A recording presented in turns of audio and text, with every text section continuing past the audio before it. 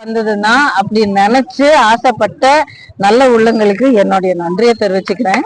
ஆனா என்னை பொறுத்த வரைக்கும் ஆட்சி மாற்றம் நடக்கும். மறுபடியும் அம்மாவுடைய ஆட்சி திரும்ப வரும். அண்ணன் எடப்பாடியார் முதலமைச்சராக இருப்பாரு. சகோதரி போல நம்மளுடைய வேட்பாளர்கள் நல்ல அமோகமான வெற்றியை பெற்று தமிழ்நாடு எங்கும், அதாவது ஒரு புது உணர்ச்சியோட ஒரு புது தமிழ்நாட்டை மறுபடியும் எழுந்து நிக்கிறதுக்கான தூண்களாக நிற்பாங்க அப்படிங்கிற ஒரு முழு நம்பிக்கை இருக்கு.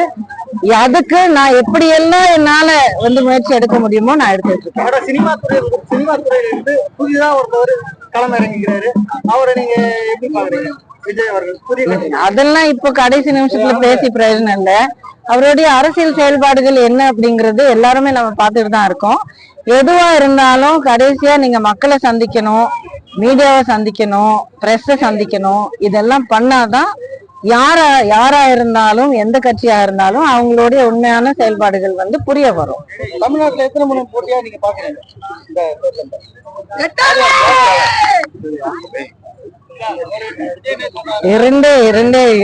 இரண்டு பேரு